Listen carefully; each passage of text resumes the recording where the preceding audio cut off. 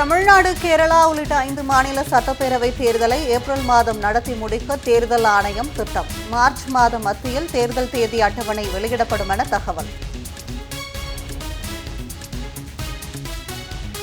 தமிழ்நாட்டின் 5 ஆண்டு கால விளையாட்டு சாதனை கொண்டாட்ட நிகழ்வு சென்னை நேரு விளையாட்டு அரங்கில் இன்று நடைபெறுகிறது. முதலமைச்சர் மு.க.ஸ்டாலின் பங்கேற்று விளையாட்டு வீரர்களுக்கு பணி நியமன ஆணை, உயரிய ஊக்கத்தொகைகளை வழங்குகிறார்.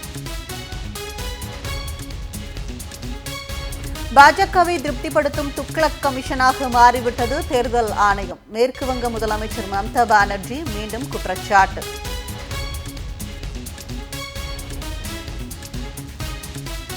எல்லாவற்றிலும் முந்தி நிற்கும் திராவிட மாடல் தான் காலநிலை மாற்றத்திலும் இந்தியாவுக்கு வழிகாட்டும். தமிழ்நாடு சுற்றுச்சூழல் காலநிலை மாற்றம் உச்சி மாநாட்டில் முதலமைச்சர் மு.க.ஸ்டாலின் உறுதி. திமுகவுடன் தான் காங்கிரஸ் கூட்டணியில் உள்ளது என காங்கிரஸ் பொதுச் செயலாளர் கே.சி. வேணுகோபால் உறுதி.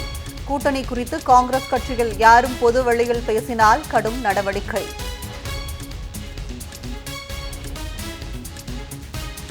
மும்பையில் பிரதமர் மோடியுடன் பிரான்ஸ் அதிபர் இமானுவேல் மேக்ரான் சந்திப்பு. இரு நாடுகளுக்கிடையே பாதுகாப்பு, AI ஒத்துழைப்பு உள்பட 20 ஒப்பந்தங்கள் கையெழுத்து.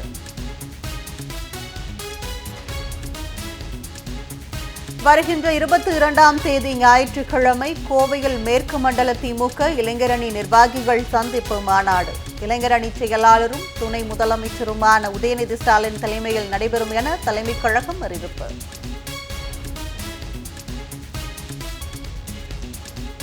ரயில்வே திட்டங்களுக்கு போதிய நிதி ஒதுக்காத ஒன்றிய அரசுக்கு உச்சநீதிமன்றம் மீண்டும் கடும் கண்டனம். ரயில்வே திட்டங்கள் காகிதத்தில் மட்டுமே உள்ளது, செயலில் இல்லை என்றும் நீதிபதிகள் அதிருப்தி. விழுப்புரம் அருகே கோயில் திருவிழா தொடர்பான முன்விரோத கொலை வழக்கு மேல்முறையீடு. 21 பேரின் ஆயுள் தண்டனையை உறுதி செய்து உயர்நீதிமன்றம் தீர்ப்பு. பெரும் வரவேற்பை பெற்று வரும் நெல்லை பொருணை புத்தக திருவிழா. இதுவரை 55,000க்கும் மேற்பட்டோர் பார்வையிட்டு உள்ளனர்.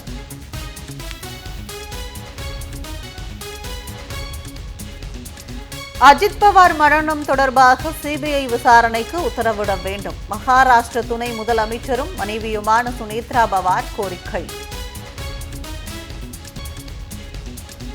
16 வயதுக்குட்பட்டவர்கள் சமூக வலைதளம் பயன்படுத்த தடை. ஆஸ்திரேலியாவை தொடர்ந்து இங்கிலாந்திலும் திட்டம்.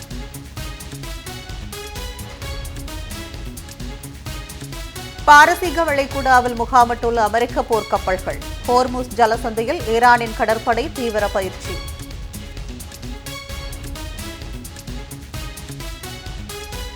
இந்தியாவையே அதிர வைத்த கேரள சபரிமலை தங்கம் திருட்டு வழக்கு. நடிகர் ஜெயராமிடம் அமலாக்கத்துறை அதிகாரிகள் கிடுக்குப்பிடி விசாரணை.